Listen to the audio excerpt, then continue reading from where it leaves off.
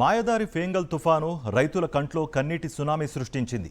తుఫాను ప్రభావంతో ఎడతెరిపి లేకుండా కురిసిన వర్షాలతో లక్షలాది ఎకరాల్లో వరి పంట నీట మునిగిపోయింది. వేలాది ఎకరాల్లో ఉద్యాన పంటలు దెబ్బతిన్నాయి. పంట పొలాలు చెరువులను తలపించాయి. రైతు గుండె చెరువైపోయింది. ఆదుకోవాల్సిన పాలకులు చిల్లర రాజకీయాల్లోనూ డ్రామాల్లోనూ బిజీగా ఉన్నారు. యథా రాజా తదా ప్రజా అన్నట్లుగా అధికారులు తమాషా చూస్తున్నారు. నిండా మునిగిన రైతులు తీవ్ర విషాదంలో కూరుకుపోయారు. ఇవి చెరువులు సరస్సులు కావు, అక్షరాల వరి పొలాలు. వేలకు వేలు ఖర్చు చేసి వరి నాట్లు వేసుకుని రైతులు ఊపిరి పీల్చుకుంటున్న తరుణంలో ఫెంగల్ తుఫాను ప్రభావంతో రోజుల తరబడి వానలు కురవడంతో వరి పొలాలు నీట మునిగాయి. కన్నీటి సంద్రాన్ని తలపిస్తున్న ఈ విషాద దృశ్యాలు నెల్లూరు జిల్లాలోనివి. జిల్లాలు కావలి, కోవూరు, నాయుడుపేట, సూళ్లూరుపేట ప్రాంతాల్లో రైతులు వరి నాట్లు వేసిన 4 రోజులకే వర్షాలు కురవడంతో పొలాలన్నీ మునిగిపోయాయి. వర్షాలు ఎప్పుడు ఆగుతాయో తెలియదు. మరికొద్ది రోజులు నీళ్లు ఇలానే ఉంటే ఇంతవరకు చేసిన ఖర్చంతా నీటి పాలైనట్లే. ఎందుకంటే ఒక్కో ఎకరానికి కనీసం 10 నుంచి 12 వేల రూపాయల దాకా పెట్టుబడి పెట్టారు రైతులు. వర్షాలు ఆగకపోతే ఆ పెట్టుబడి అంతా పోయినట్లే అని రైతులు ఆక్రోశిస్తున్నారు.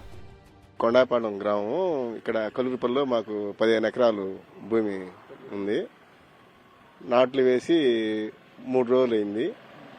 2 రోజుల నుంచి ఎడతెరిపి లేకుండా వర్షం మొదలైంది. ఇది చూసారా, మొత్తం మునిగిపోయింది.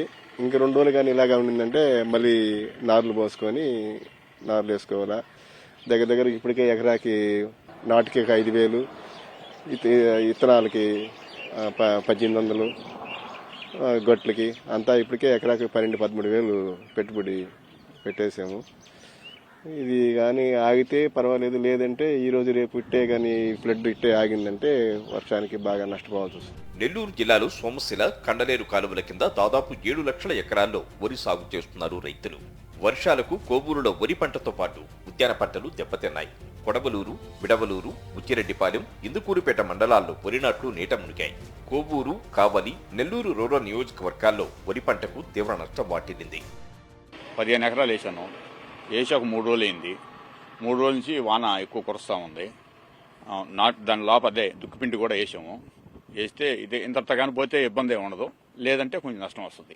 ఇప్పటికి మామూలుగానే 10,000 అయిన ఎకరాకి 10,000, 15 ఎకరాలు వేసి ఉండాలి.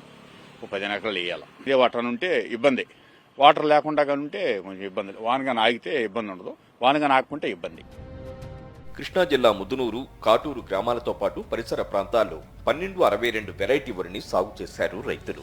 గత ఏడాది వైఎస్ఆర్ కాంగ్రెస్ పార్టీ ప్రభుత్వం ఉన్నప్పుడు మార్టేరు వరి వ్యవసాయ పరిశోధన కేంద్రం సిఫార్సు చేసిన ఈ వెరైటీని పండించిన రైతులకు 200 రూపాయల అదనపు ధర చెల్లించారు. దాంతో ఈసారి ఎక్కువ విస్తీర్ణంలో దీన్ని సాగు చేస్తే ఈ వెరైటీని అసలు కొనుగోలు చేయటం లేదని చెప్పి అధికారులు తిప్పి పంపించారని రైతులు మండిపడుతున్నారు. నేను 22 ఎకరాలు 1262 విత్తనం వేసి సాగు చేశాను. పోయిన సంవత్సరం ఇది 200 రూపాయలు కామన్, దాని మీద 200 రూపాయలు పెంచుకున్నారు. ఆ ఆశతో 200 రూపాయలు ఆశతో నేను 22 ఎకరాలు పెట్టాను. ఈ సంవత్సరం అసలు ఎవరు మిల్లర్స్ ఈ విత్తనమే వద్దంటున్నారు.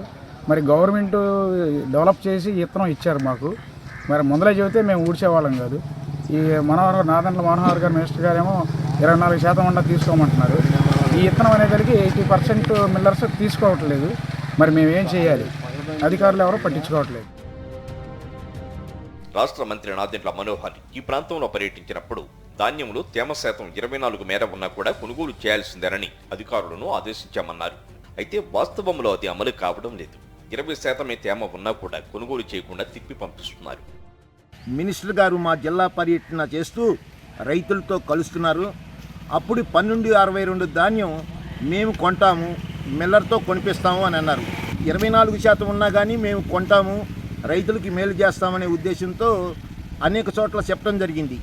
వాళ్ళు చాలా అరటికాయ ఇవ్వాల్సినట్టు చెప్పి రైతులు ఫ్యాక్టరీ దగ్గరికి వెళ్తే మేము ఆ ధాన్యం కొంటలేదు, దిగుమతి చేసుకోము అని కరాఖండిగా చెప్తున్నారు. రైతులు కొంతమందితో చాలా బాధలు పడుతున్నారు. ఆ నాదెండ్ల మనోహర్ ఆయన ఇచ్చాడు, ఆ అధికారులకు చెప్పాడు, కానీ అది అమలు జరగట్లేదు. క్షేమదేశం ఉండా కొనమన్నాడు, కొనట్లేదు. ఇళ్ళకాడ ఆరబెట్టమంటున్నారు, పైనేమో తుఫాను. మేమేం చేయాలో మీరే చెప్పండి. తడిసిన ధాన్యాన్ని కొనడం లేదు. గోనె సంచులు ఇస్తున్నామంటారు కానీ ఇవ్వడం లేదు. రహదారులపై ధాన్యాన్ని ఆరబెట్టడానికి వీల్లేదని ఆంక్షలు విధిస్తున్నారు. ఇళ్ల దగ్గర ఆరబెట్టుకోండి అంటున్నారు. కొద్ది రోజులుగా వర్షంతో పాటు ఆకాశమంతా ముసురు పట్టేసినట్లు ఉంటోంది. ఇక ధాన్యాన్ని ఎక్కడ ఆరబెట్టుకోవాలి, ఎలా ఆరబెట్టుకోవాలి, రైతులు ఏం చేయాలి అని మండిపడుతున్నారు అన్నదాతలు. మేము ఒడ్డు కోసి 10 రోజులు అయింది, ఎండబెట్టాము, మమ్మల్ని ఎవరో పట్టించుకోవట్లేదు. 1200, 1100, 1000 రూపాయలు వాళ్ళ ఇష్టం వచ్చినట్టు అటుకోలు అడుగుతున్నారు. మా రైతు బాధలో ఎవరైనా పట్టించుకునేది ఏమైనా ఉందా లేదా ఏంటనేది మిమ్మల్ని ప్రశ్నిస్తున్నాము. ఆ మిల్లుగాడు తీసుకెళ్తేనేమో ఇక్కడేమో 22 వస్తే అక్కడికి వెళ్ళా 24 అంటున్నారు, 26 అంటున్నారు. మళ్ళీ వాళ్ళు ఎండబట్టాలంటున్నారు, మళ్ళీ పచ్చొడ్డు అంటున్నారు, మళ్ళీ మాకు కటింగ్ అంటున్నారు, మళ్ళీ కిరాలు మేము కట్టుకోవాలంట. ఇక్కడ బోకరేజీ ఎక్కువైపోయారు, ఎవరి కాలం దోజు తినేసేస్తున్నారు. మా బాధలు తీరేదట్టకండి, మేము ఏం చేయాలండి? 6 నెలల కాలం వ్యవసాయం చేసి ఏం చేయాలి? పైన వాతావరణం ఎట్లా ఉంది, వాయుగుణం, తుఫాను, కింద నీళ్ళు, పైన వాన. మేము ఎందాక చెయ్యం? పార్లు పుచ్చుకొని తిరిగేస్తున్నాం, బొగ్గిళ్ళు పుచ్చుకొని తిరిగేస్తున్నాం, ఆడవాళ్ళు పెట్టుకున్నాం. వీళ్ళు కూలి తాళతలే మేము చేసేది. నీకు చెప్పటమేమో రోడ్డు మీద కింద ఉంటాకి లేదు, కొనేయాలి, తోలేయాలని చెప్తారు. ఇక్కడ పట్టించుకునేవాడు లేడు. మీరు చర్య తీసుకోవాలి కదా. గత ప్రభుత్వ హయాంలో నవంబర్ వచ్చేసరికి వరి ధాన్యం కొనుగోళ్లకు ప్రభుత్వం ఏర్పాటు చేసి ఉంచేది. ఆర్బీకేలు క్రియాశీలకంగా ఉండేవి. ఇప్పుడు ఆ పరిస్థితి లేదు.